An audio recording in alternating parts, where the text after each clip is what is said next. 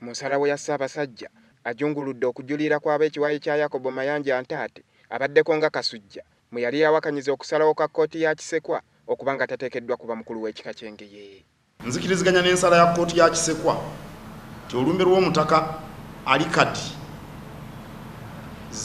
zibukuyimbwa eyali omukulu w'ekika ky'Engeye ow'ennono eyazaama mu 1927 tayabizibwanga lumbe era tasikirwanga nga Kasujja omukulu w'ekika ky'Engeye.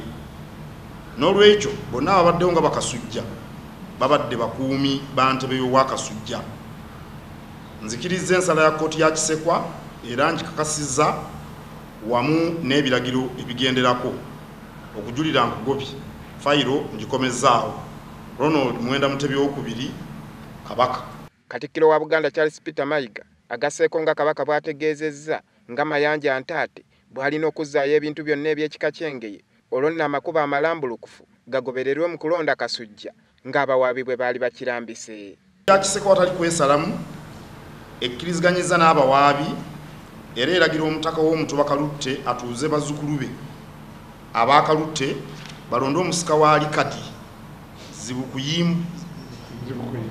zibukuyimbwa Kasujja ow'ennono ayanjule ewa Ssaabasajja Kabaka nga bayita mu makubo amatuufu n'oluvannyuma asumikibwe mu mitendera gyonna egiyitibwamu omukulu w'ekika ky'Engeye.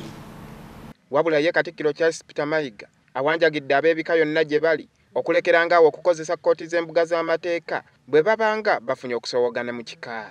Obuganda obuli wano n'obuli ebweru nti ensonga z'ebika tuzikwasa amakubo ag'ennono.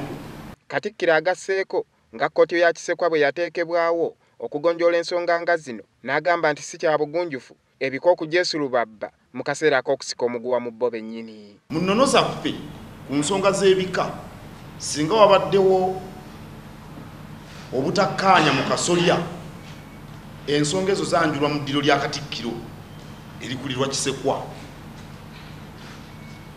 n'awuliriza ensonga ezo n'aziramula. Wabula ate bba ab'ekiwayi ekiwanguddwa mu musango guno balaze obutali bumativu ku ngeri omusango gye gusaliddwamu ne bategeeza nga bwe bagenda okutuula balaba ekiddako. Yakobo Mayanja Ntaate ayogerwako okuba ku bwa Kasujja mu bukyamu ategeezezza nga ye ebimulagiddwa nti alina n'ebintu by'alina okuzzaayo eby'ekika ky'Engeye bwe bamusibako amatu g'embuzi okwagala okumuliisa engo. Kkooti eragidde omutaka Yakobo Mayanja Ntaate aleete ebitabo n'ebiwandiiko byonna eby'ekika ky'Engeye bye yaggyewo omukadde Filisita Nabisubi abikwase Kisekwa mu bbanga eritasukka nnaku 3 okuva leero omusango we gusaliddwa. Era ab'ekiwayi kye abatabadde basanyufu n'akamu bategeezezza nga buli kye bakola bwe bakikola ku lw'obulungi bw'ekika wamu n'okwagala kwe balina eri Obuganda nga kati tekiba kya bwenkanya Buganda okubayisa nga abatali baayo.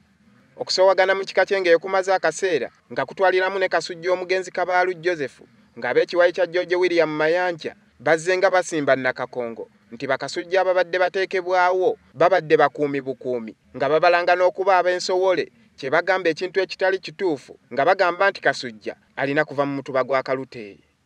Mu nsalawo kkooti ya Kisekwa ezze ng'etegeeza ng'empaaba y'ab'ekiwayi kya George William Mayanja bw'erimu eggumba nga kitegeeza Kasujja aliko kati ko n'ababadde babeerako bonna si bannono. Wabula ab'ekiwayi kya Mayanja Ntaate bazze nga bawakanya ensalawo eno era mu mwaka gwa 2009 bajulira okutuuka n'ewa Ssaabasajja awadde ensala ye leero.